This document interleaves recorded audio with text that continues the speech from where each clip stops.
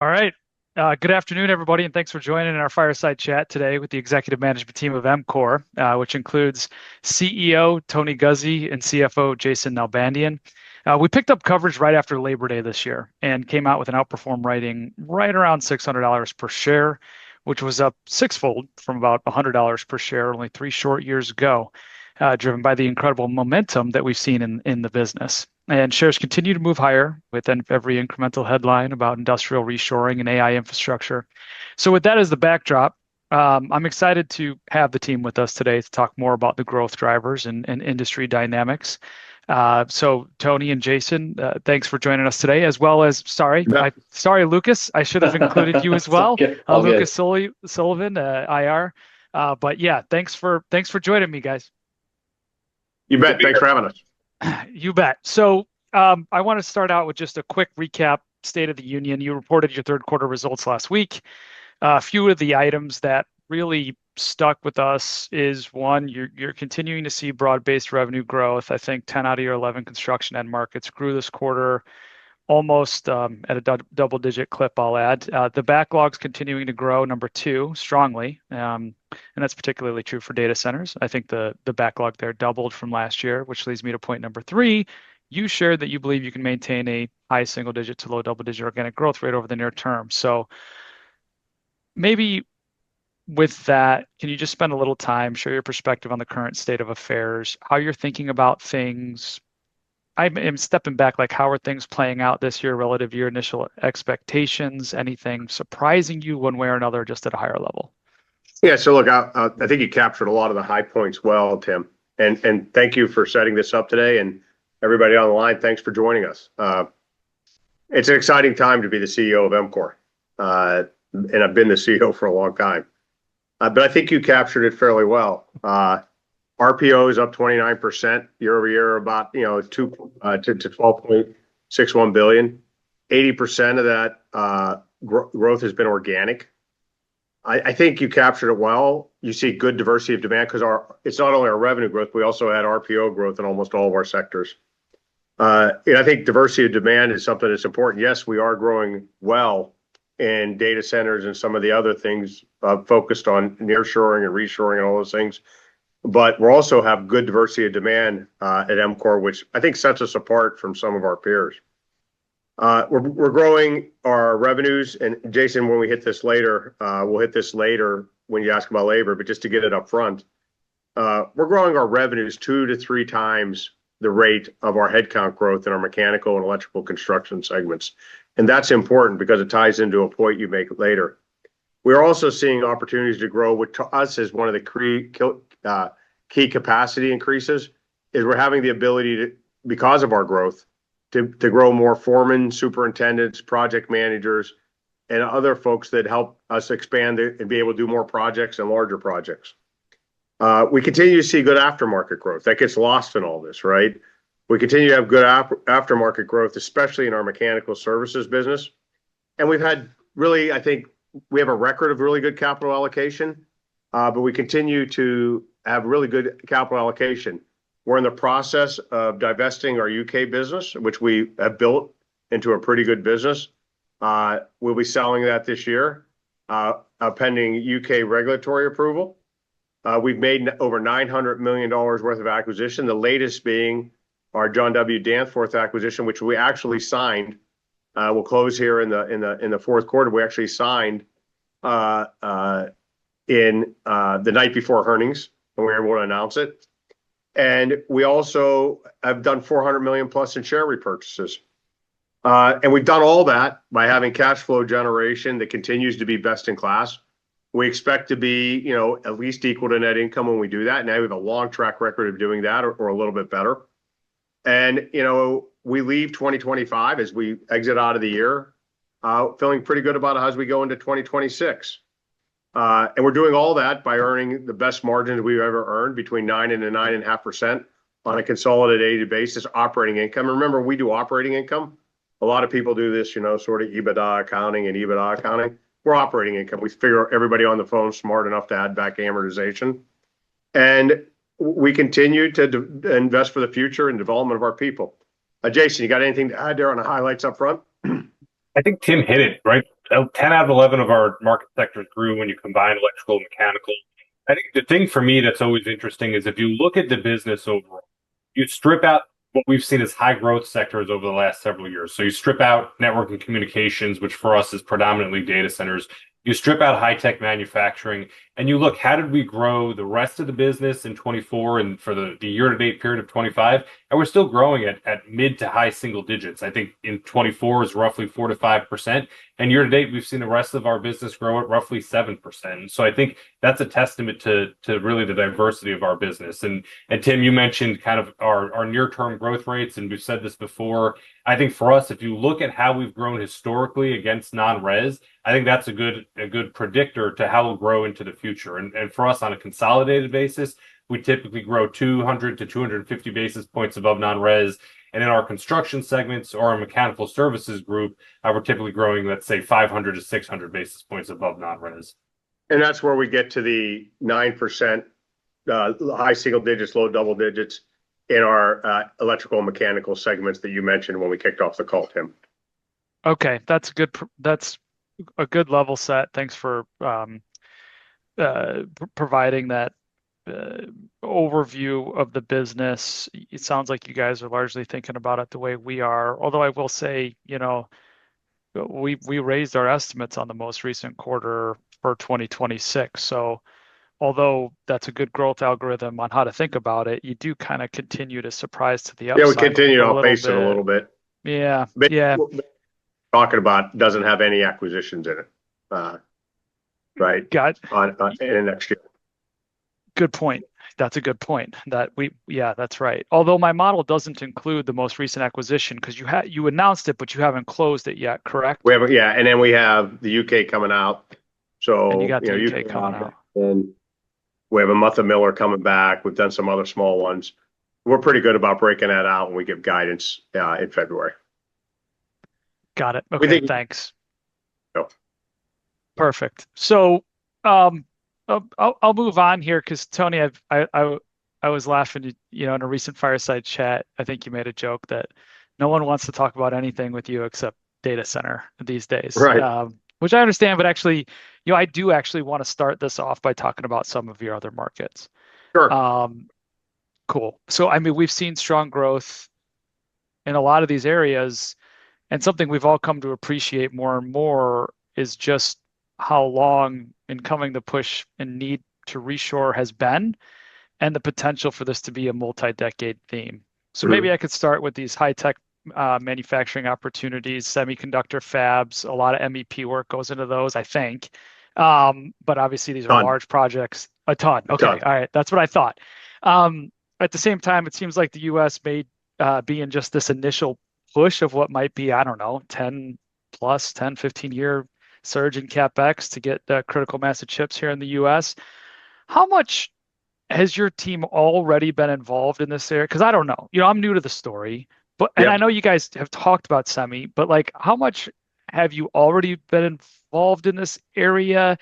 And how do you think about the opportunity over the next few years? Is it less, about as much, or more than you have been? I just don't, I guess, have a good level set for. So I give you some historical perspective.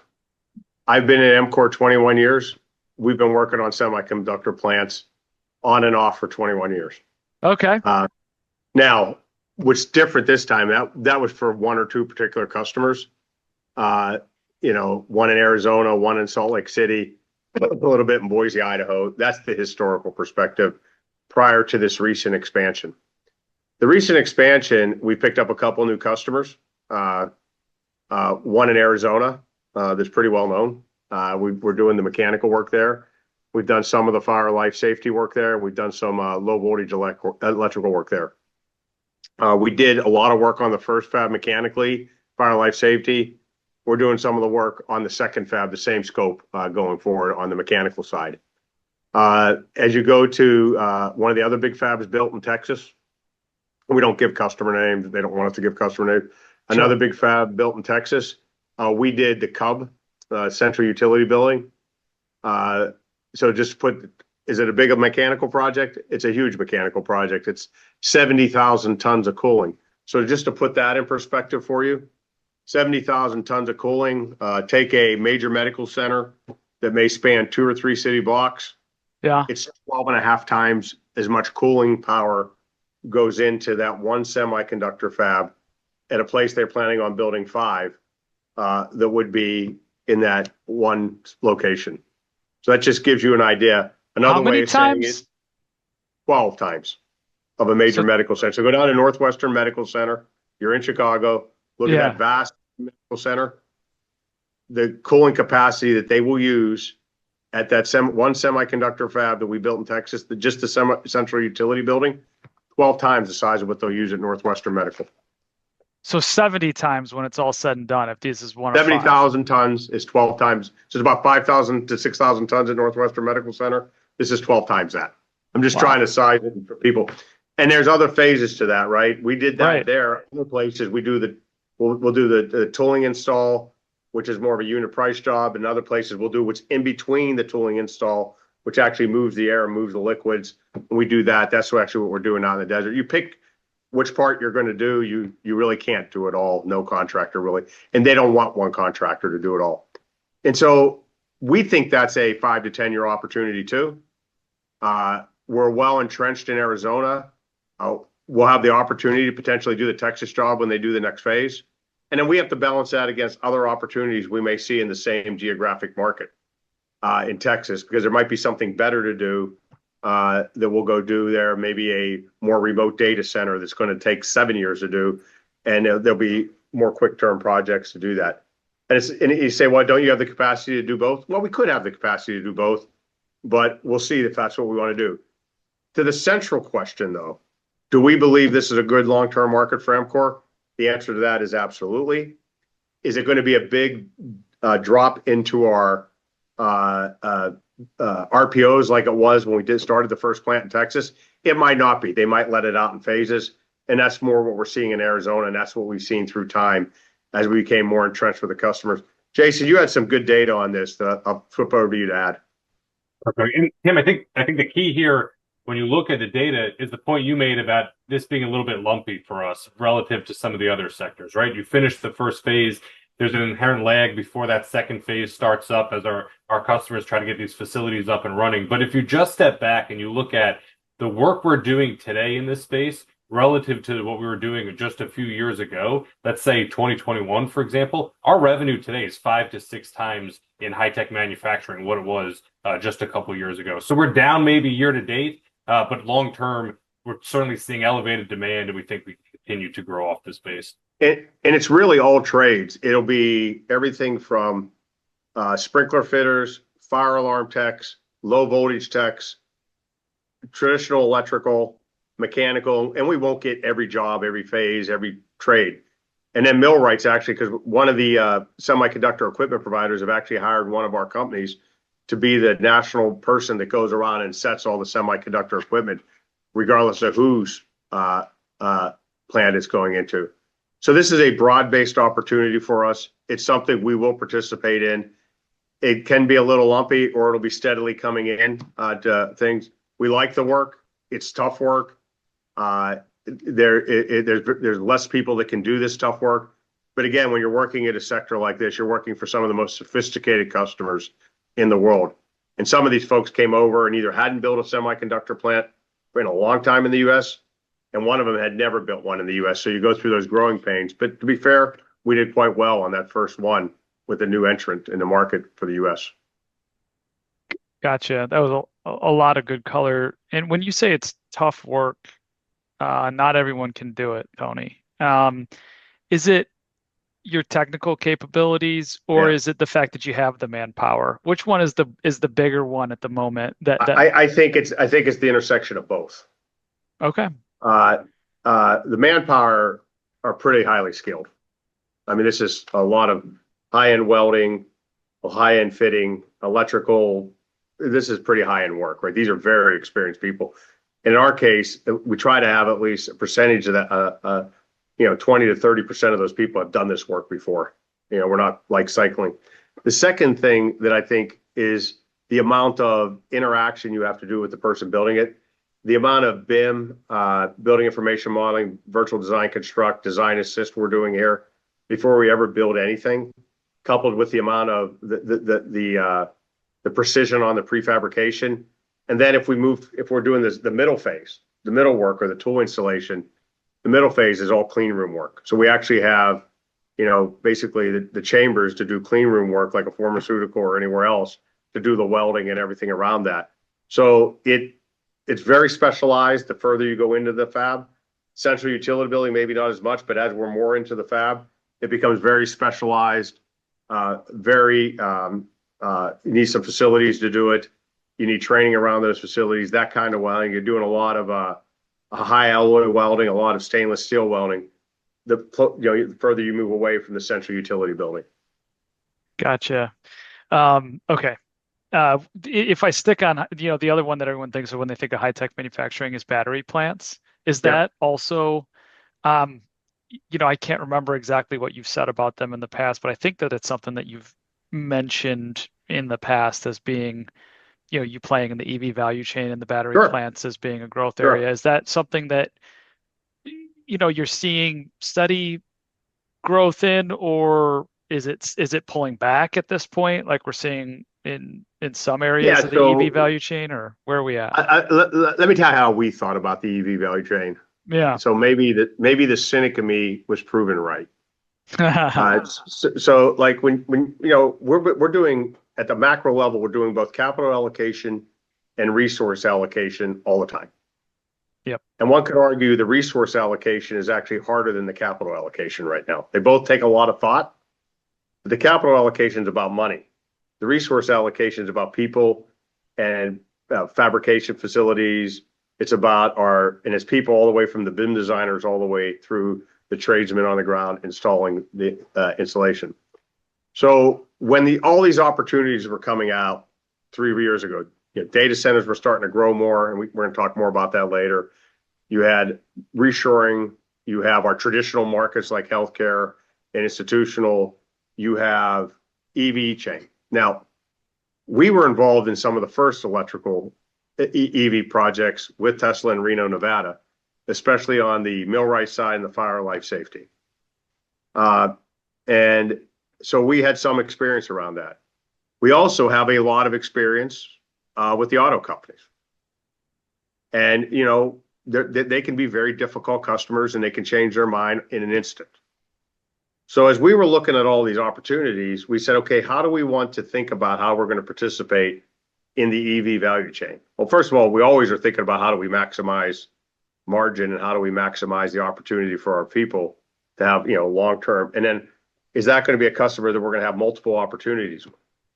So quite frankly, we did make decisions in some case to not be the go-to contractor with some of the big three in some of the locations where they were going to build them out from nothing.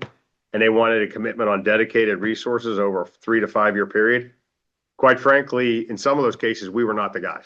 And that was by design. But we did participate broadly with fire life safety. We did participate broadly on specific scopes.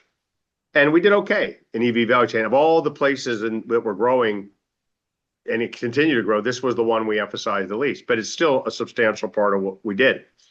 What we see today is, I personally believe there's going to be a lot of battery plants in the U.S. because I think a lot of people are going to follow the Toyota model. I mean, remember, we're one of the biggest fleet operators too. So we never understood sort of that we were going to be all electric, can't carry the weight. We did a lot of work around that. But we do know hybrids work. And we know that could be the solution for the future. And so we think there'll be a lot of batteries built. And, we are participating in that. And especially both fire life safety, mechanical and electrically, we've been involved in quite a few of those projects, and we'll continue to be involved. Is there as much demand today in the EV space as there was 2 years ago? No. But is there steady demand in the battery space? The answer to that. Jason, maybe give some numbers around that. Perfect. I think Tony hit it.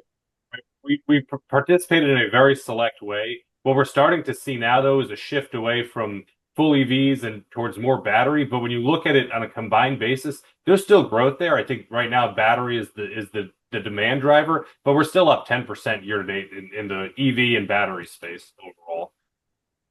Yeah, I think it could be interesting in the future too. And I actually want to ask you about the power infrastructure later on, but maybe batteries are going to be used for more than just EVs, and there Yeah, could we've be a lot done, of. Tim, we've done, when we get to that, talk about, we've done big battery, like not where they're producing them, but where they're using them for power infrastructure.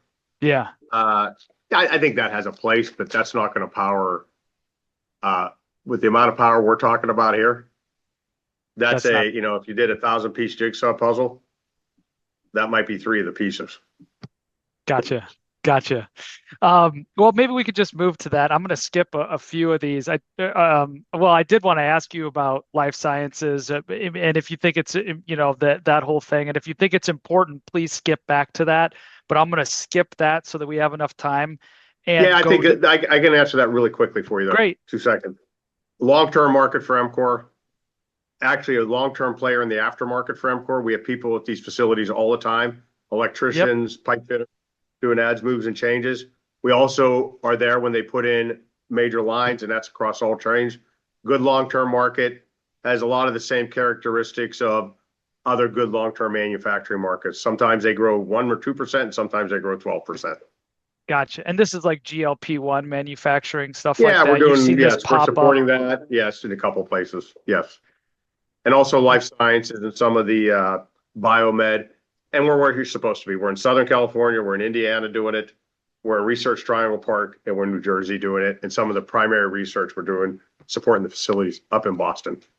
Gotcha. Okay, that's helpful. And yeah, so lastly on the reshoring theme before we get to more of the AI infrastructure, well, this kind of is AI infrastructure, but the power. Because I've always wanted to ask you this, and I didn't during my due diligence on your company, is the that I really wanted to talk to you about was the power infrastructure build out that needs to happen in the US. And there's two conversations to have here with you. And one is about the potential bottleneck that's coming Mhm. to AI infrastructure from it. I'm going to set that aside for a second. And I want to actually ask about, do you play here? Like, does EMCOR build power plants? Do you build export terminals? Is there an opportunity for you to participate in this quote unquote unleashing America's energy Yeah. independence that we see So, happening right now? so some of the investors that are on the call now, I'm sure, have heard me cynically talk about over a period of time, have heard me cynically talk about the way we were actually approaching this problem the last 4 years. Okay. Right? Because you're not going to do this with intermittent power. I mean, it was a No. fallacy. All the above was silly. I mean, this is not, yes, it could be part of the solution.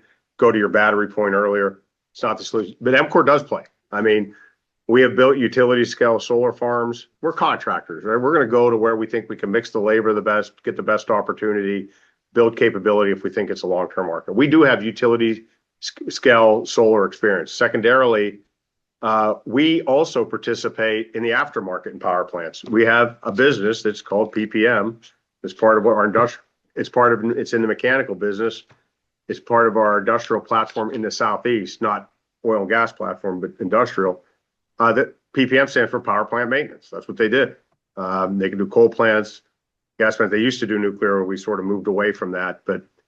And so we do the aftermarket. We also participate upstream. We are emphatically not an EPC power plant producer. We're not going to guarantee someone output. We're not going to design, build a large scale power plant. We may do a combined life cycle plant, cogen plant at a hospital where they're going to take the waste heat off of a turbine and turn it into cooling through a chiller. We will be involved in that, and we may design, build that with a partner. But any large scale utility scale solar power combined cycle plant, that's not us. However, we do participate in the balance of plant work, both mechanically and electrically. We will do some prefabrication around it if we're going to install it. When the last power with the IPPs happened in the sort of the 05 to 08 in California, we Yep. had some pretty good success on balance of plant work mechanically and electrically. We do substation work selectively around the country. So we will be part of that. But, is it going to be the major driver like some of these other themes? Probably not. But we do participate. And it's like any other job a contractor thinks about. Is this the best opportunity I have to execute in the next 12 to 24 months? And where that's the case, we will execute for our customers. Got it. Now, Yeah. personally, linking back to this AI infrastructure, we're going to have to build, right? Combined cycle plants are sold out from the big three to 2031. Yep. So a lot of gas plants are going to go into the next 5-6 years. And so what they've done to fill that gap in between the time, and again, if you listen to me over a long period of time, I said 4 years ago, we were going to go on a quest for stranded power, and they are now on their quest for stranded power. We could talk about more about that when we talk about data centers. Yeah, I would love to dig into that because that's been a big theme here with my partner Jed Dorsheimer, who covers a lot of that stuff and talks about the power infrastructure bottleneck a lot, and the mistake that we made going after intermittent power versus baseload power. I think you guys would be good friends, actually. So yeah, I would love to dig into that more. But now that we're kind of on the data center theme, maybe we could just dive in. I think you've actually communicated really well about this market over the last few years. So we don't have to spend a ton of time here, but for those on the call that aren't as familiar, and that kind of includes me, again, I'm newer to the story. Could you provide a brief history of EMCOR's footprint in the data center market?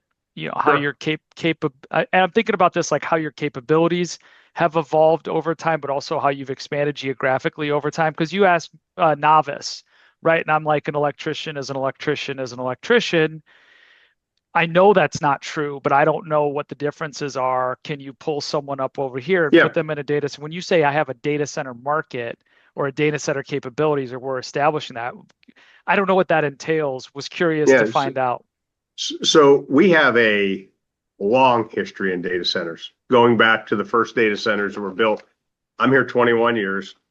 I was with Carrier before that. The first data centers that really mattered were built in the late 90s, early 2000s.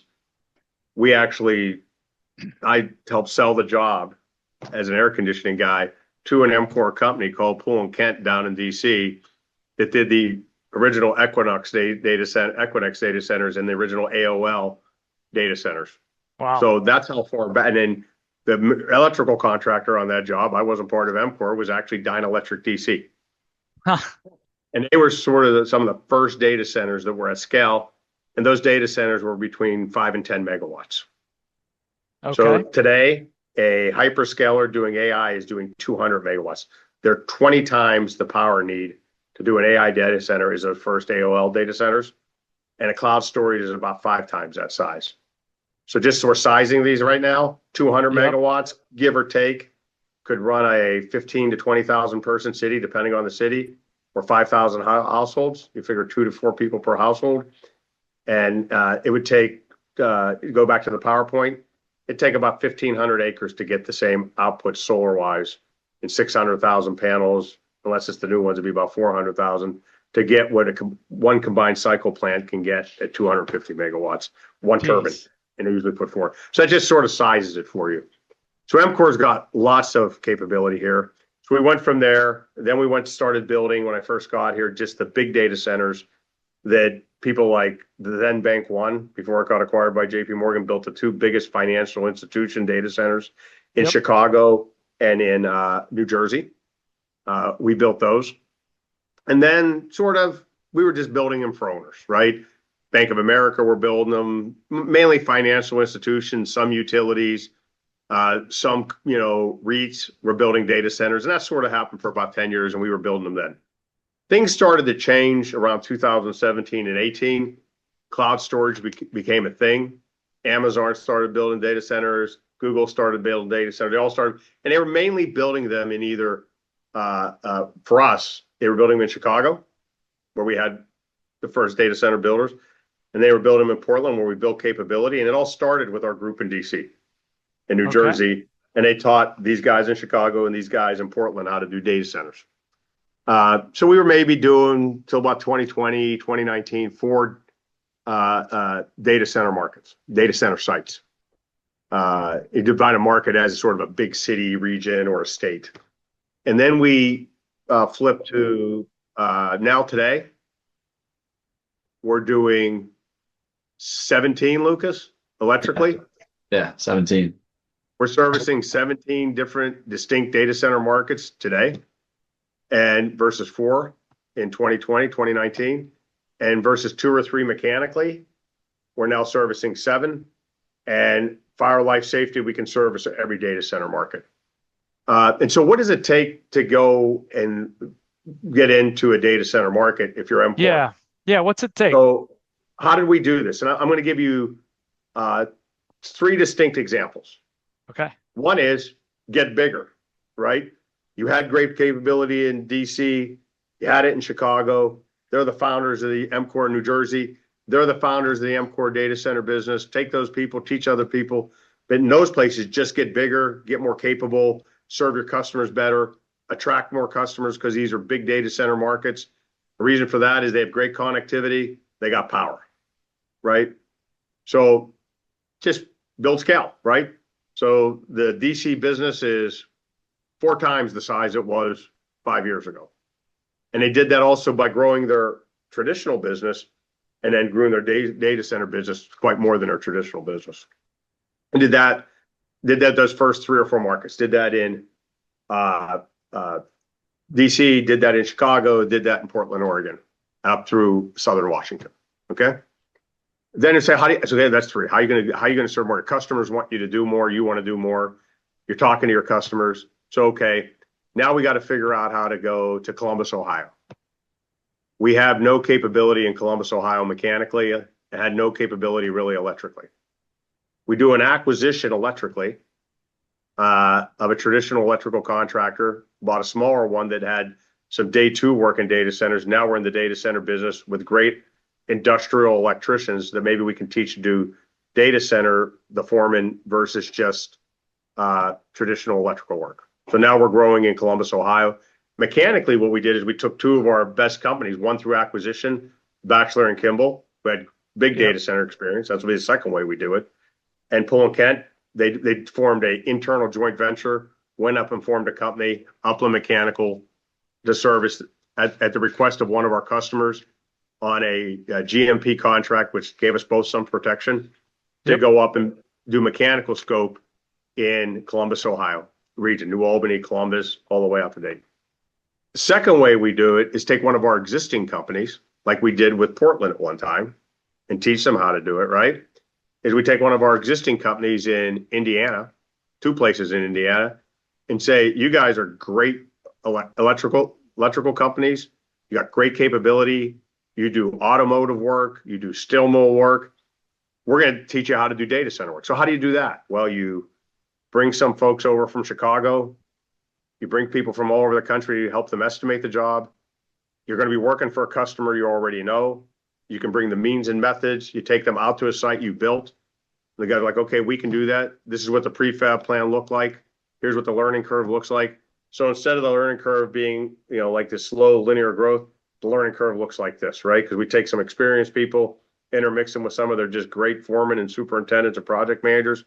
After half of a build, they know what to do. And then, of course, these peer group we have is sharing all the time. The third way we do it is acquisition. And it might be of a small company that's sort of in the data center business, mainly doing scope for somebody else. And we say, hey, you have some resume.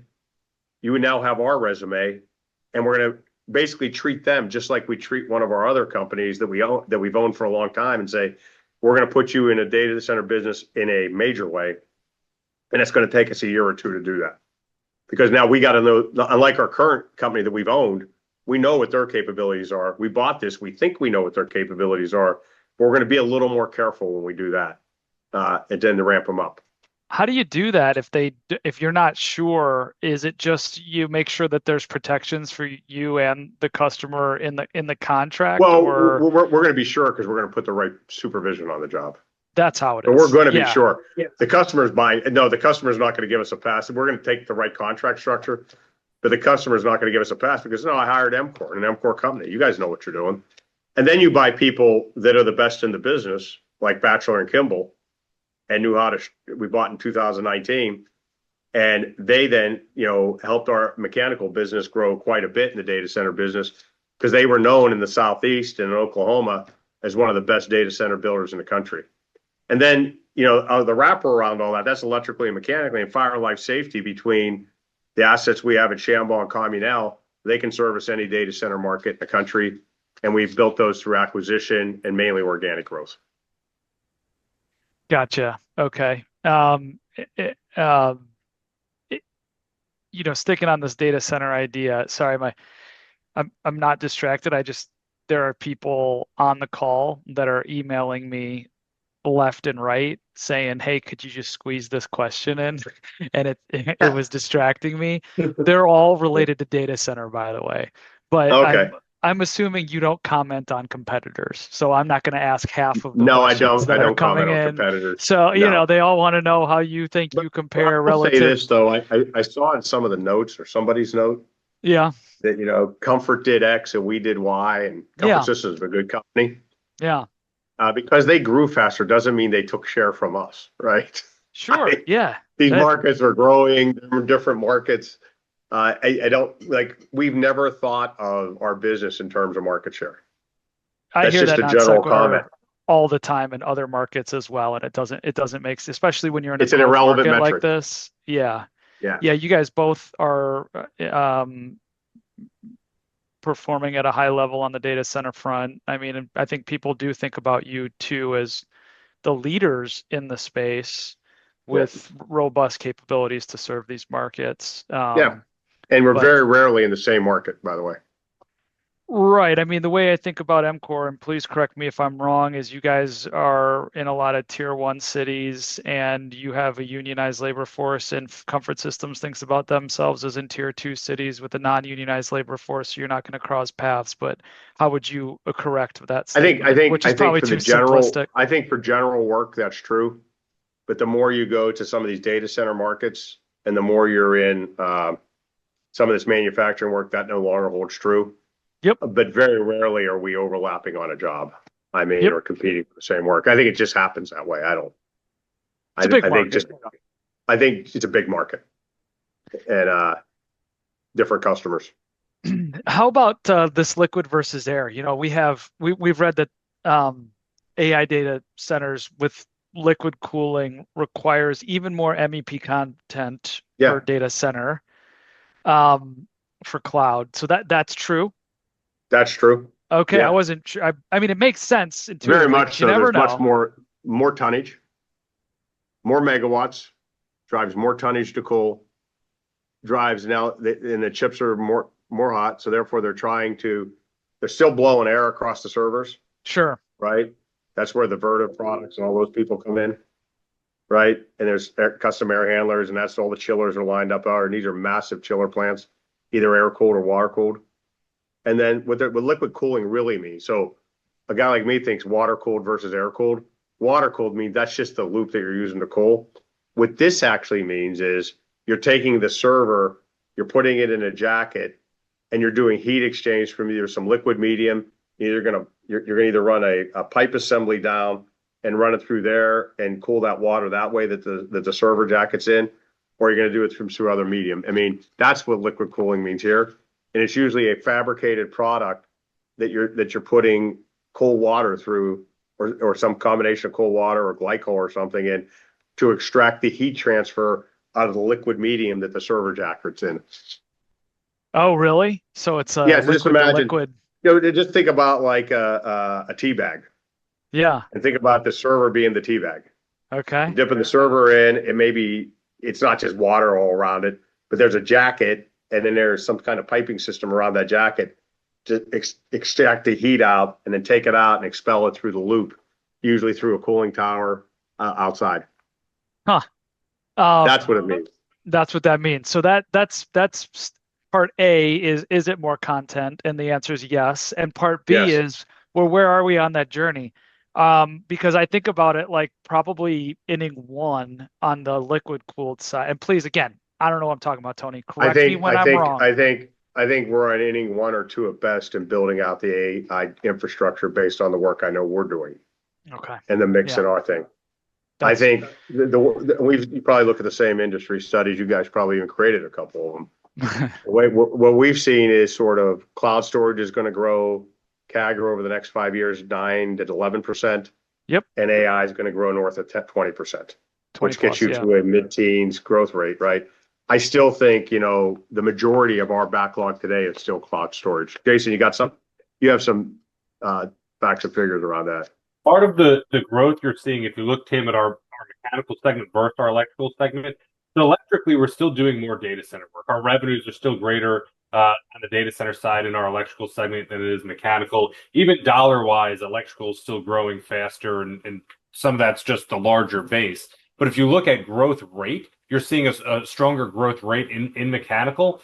Just for example, year to date, electrical's up 80%, mechanical's up almost 120%. Some of that is this increased cooling content. Some of it's just the lower base in mechanical. But we're starting to see that in the numbers. Okay, so it's starting to show up in the numbers. That's interesting. Um, uh, do the AI dedicated data centers require additional capabilities on your end? Like, does it require more prefab, more VDC, or It will. Yes, there's more prefab. There's more fire life safety content. There's more voltage coming in, right? So there's more megawatts coming in. So there's going to be more electrical feeds, bigger switchgear. All those things are true. I think about it simply, an AI multiplier right now is about 1.2 on electrical versus traditional cloud storage, yeah? and maybe 1.4 to 1.8 mechanically, depending on design. But go back to your PowerPoint. I'm going to give you an interesting thing right here. Okay. So we're doing a very large data center campus for somebody down in Georgia, and we'll probably do the whole campus mechanically. We're not there electrically. Okay. But the data center campus will be 3 gigawatts. That's 3,000 megawatts. So think about the nuclear power plant they just built in Georgia. I think it was 3,500 to 4,000 megawatts, or 3.5 to 4 gig. That one data center will require the power, 75% of the power of that first nuclear plant we built in the country in the last 25 years. So that's ridiculous. In perspective, that's one data center campus in Georgia that's being built today. Oh, well, okay. So let's talk about this. The energy wall, as we call it, the energy bottleneck. We just don't have enough electrons for these things to run on. I'm curious about your thoughts on this dynamic and when something like that may occur. And people think about this. I actually don't think about a deep seek moment as being a risk to your data center backlog, because if we look historically, there's this thing called Jevons paradox, where if you increase like the miles per gallon of a car, it doesn't mean we're going to use less gasoline. We're actually going to use more gasoline because it's more efficient, right? So like we just drive more when we get those efficiencies, and if we get efficiencies in data center, we'll probably just build out more data center stuff. Here's all I know, right? I think you heard me talk about this on the earnings call. Please. Here's what I know. Okay. About 7 weeks ago, and look, we follow this closely and I read everything I can. And I think these are some of the best planners, the best they can be. And they have some of the most technical people in the world on both sides, both on the utility side, thinking about how they're going to supply, and on the data center, how they're going to use, right? And how this all plays out, and where they're going to look for it. So at the big picture, what I personally don't believe is data center operators are going to put on-site power to power their data centers as a major part of what they're going to do. You don't? You never say they're not going to do it. Is it going to be 10% of the market? Is it going to be 15% of the market? My view, and I could be deadly wrong on this, I don't think it's the majority of the market. I think because the minute you do that, you absolve the utility of any responsibility of supplying you power when you need it. So I think, I think that's a leverage point. I think they will do it in some cases in very remote areas. But in general, they'd much rather the utility be on the hook to supply them the electron from other places and guarantee them power. So then you get to, I also think that because they've went to these stranded power places, there's a reason why they're working up in Indiana on the shore of Lake Michigan, because what used to be there, steel mills, car plants, big industrial infrastructure. There was a lot of power there. And in places like Indiana, Ohio, they're going to extend the life of coal plants, and they can build gas plants, and they're going to extend the life of the nuclear plants that they have. right? So Yeah. they're going Iowa, right? Iowa has wind power, but they also have a big fossil infrastructure. Oklahoma, Texas has wind. I mean, intermittents make more sense in Oklahoma and Texas than they do most places because they got wind. And then they Right. have put the fossil with it, right? So all that stuff fits together. So what we've learned from our customers is they feel really good for the next 5 years, They do. 2025 to 2031, 2030. Yes, is there interconnect problems? Can the utility keep up? All that's going to be true, but they're not putting these major projects ahead where they don't think they can get power. I Okay. mean, there'll be maybe little blips, but if we don't have the ability to put the next round of power in with all these orders for the gas turbines, then we're going to have a problem. And as far as nuclear, I mean, again, I have the ability to talk to more utility executives than not, right? Yeah. And I have a couple I know very well. They're looking at it. And modular nuclear maybe is the future. But the reality is that's still 5 to 10 years out. And we're not putting one in your neighborhood. They're going to be built in centralized plants, maybe modular in nature, and they're still going to be going out over the same. It's going to be easier to put T&D lines along existing T&D lines than all the stuff we're doing with intermittent energy. So, we're going to have to figure all that's going to play a role. But I think most of what's going to get the next increment from 2030 to 2033 is going to be gas turbines, right? And that's a known technology that works, and we have lots of natural gas. And people in states that aren't going to use natural gas are going to be left behind in this AI race because they're not going to have the latency in the data centers they need to be able to use the models where the knowledge workers are. And there's some major places that could have an issue with that. So I think that is going to happen. Now, I will tell you, though, about a month ago, we had our 80 or so top data center builders, EMCORs, together in one place down at actually Miller Electric, our new acquisition. We had us all together there. And we were talking about means and methods and projections. And our customers found out we were all going to be together. And they invited themselves, or four of them big people that you would think would be there, said, can we come and present to you our plans? Because we want you to know how important you are. You are to us and our ability to get things done. So, through the general contractor to us to make sure, and their plans were quite remarkable of what they planned to build. And, Has that ever happened before where you have the end customer like that asking to come in, or is that quite rare? Well, I've not seen it happen too often. I mean, that's pretty rare. Yeah. It happens all the time at the local level where they'll say, okay, we got this job, we're going to work on it. We want you to be our team. And, we want you guys to think about this. But to happen on a collective basis like that. Yeah. And to me, the thing is to watch these major capital spenders and the person in charge of their capital spending, knowing 50 of my 80 guys in that room by their first name. That's a little bit rare. And so the next logical question is, well, then you guys should be able to get more margin. Well, that's not how it works either. I mean, because sometimes there's contracting mechanisms. It might not be fixed price initially.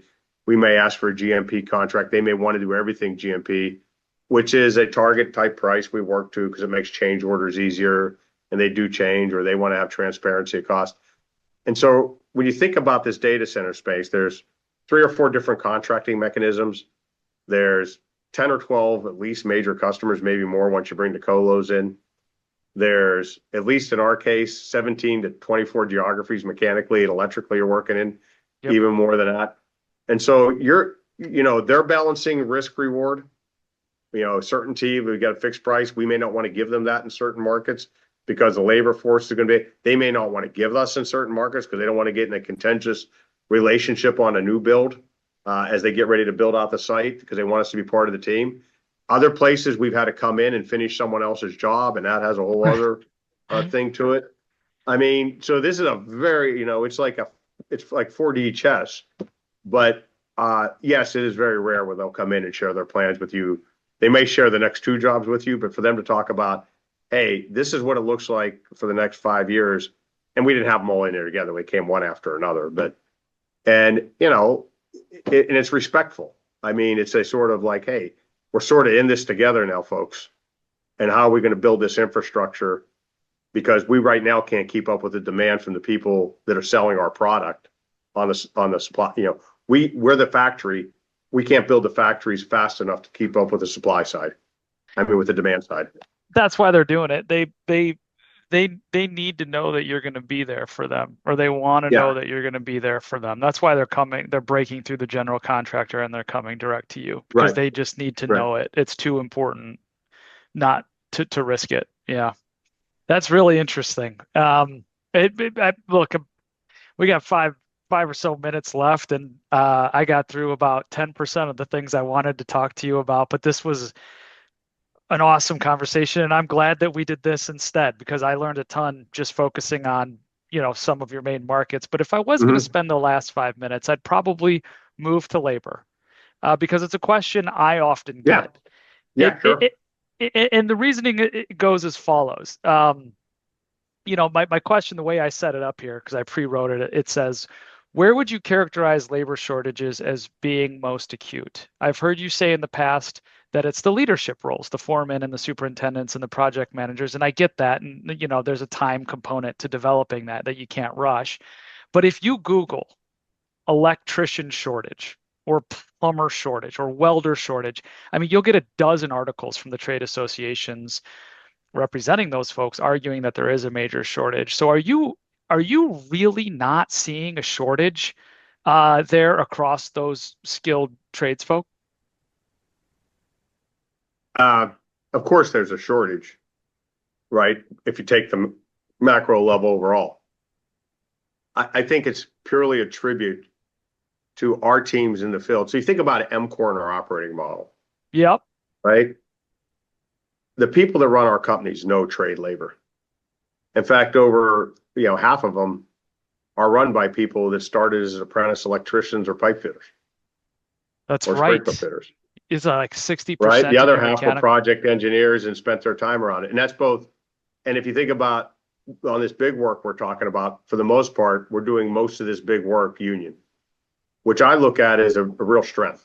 Yep. The unions, the IBW and the UA have been partners with us in this, and helping us develop our workforce. And that goes all the way from training, which we play a big role in, all the way through the workforce development. And we're usually one of the biggest employers in whatever geographic region we're in. So we're partners in the development of that workforce. We also have, because of who our people are, and it's a trades-based company, it's not, for lack of a better word, it's not a bunch of suits running the companies at the local level. They're less like me and more like the highly skilled people that do the work instead of the overhead like me. Right. And so, they know where to find it. They know where to develop it. They know how to work with the union to get the different classifications, to get the blended skill mix on a job. And in most of these fast growth markets, we have that ability to work with the unions to get the right classification. So we're not all just bringing in apprentices on their way to journeyman. Right. We have wiremen, we have CWs, we have CEs, we have all those things. And, then we put capital to work to think about that 2.5 to 3 to 1 ratio of revenue growth versus labor. And Jason could talk about that in a minute. And we're attacking it with capital. This year, over an 18-month period, we're going to add more than 400,000 feet of fabrication space to get more work out of the field, prefab, modular, whatever you want to call it. Yep. And if you think about, if you just boil it down, what a trades guy cares about, and people have heard me say this repetitively for 15, 20 years, first thing they care about, and these are in no particular order, am I going to get paid every week? And if I'm a union trades guy, is my benefit fund going to get funded too? That's the healthcare, the pension, the annuity, whatever it is. And with EMCOR, that's a check. The second thing is, are you going to keep me safe? And again, these aren't in any order. Yep. In the 21 years I've been either the president or CEO of this company, I've never turned down one request for safety equipment, safety capital spending, anything. Guys, we have the attitude, the folks in the field know best what they need to get productive and keep their workforce. We're not trying to buy the cheapest helmets. We don't have Accenture coming in here and doing a supply chain management study on, you can have everybody wear the same helmet and look, you could buy them and they're cheaper. That is not where the leverage is in this organization. Let's say it's buying the best stuff for that region, what they need to be successful. That could be something as simple as the right gloves. Mm-hmm. to do the task. The I think you next have a one pretty is low incidence rate. we have a Six Sigma type safety record Yeah. versus the industry. The third one is, am I working for people that know what the hell they're doing? Right. Do they know what I have to do to get that job done? And are they going to keep me productive? Fourth one is, if I do a good job, can I become part of your permanent team and continue to grow my career with you? And if I want to grow my career, can I become a foreman? And maybe someday I can even be the CEO of this company at the local level. Because you know what? They have an example sitting right there that started the same place they did. Jason, maybe you get real quick before we end the capital spending we've done. It's different versus historically. Still tiny, but comparatively. But How do we attract labor? And then what are we doing to become more productive, more efficient, to help with that tight labor market? And so Tony said it, right? We're not a capital intensive company. For us, CapEx is somewhere between 0.5% or 0.6% of revenues. But if you look over time, we've made a ton of investment in prefabrication and construction technologies. And if you just look at our CapEx, let's say take a 3 year window, right? Our revenue CAGR over that 3 year window is something like 14%, but our CapEx CAGR is 2 times that at roughly 28%. And those are those investments that we're making in prefab, VDC, BIM, things that make us more efficient, things that allow us to do more with less, and the investments that have allowed us to grow revenue at 3 times our headcount growth over time. Yeah. Okay. So uh, maybe it was a little bit of a dumb question. Of course, there's a labor shortage. Um, that's not the issue. It's these are the reasons that you guys aren't struggling to find labor right, because of the investments that you made, because of your union relationships, because of your safety record, because of the promotional opportunities, because of all the things is the reason where you're able to still grow your headcount, not nearly as fast as your yeah, revenue, but you're growing right. your headcount And every I'll leave you year. to the other point, right? No good specialty trade contractor in a good market Yep. chases every opportunity that's out there. Right. So the second point is we're pretty good about thinking on labor planning on what we need. We're not going to outrun our headlights. We're not going to commit to a customer and say we can do that unless we've thought through what that labor plan looks like. So like Jason said, we've been growing revenue CAGR 14%. Probably what, 2/3 of that's organic or more, Jason? Yeah, probably slightly more, And Tony. and so slightly more, right? Maybe 75%. And then we're able to, that's all organic, the headcount that comes with that and everything else. Our guys are thinking about workforce development every day. And then we reinforce that with our leadership training programs all the way from frontline supervision to CEO. And we've been doing that a long time.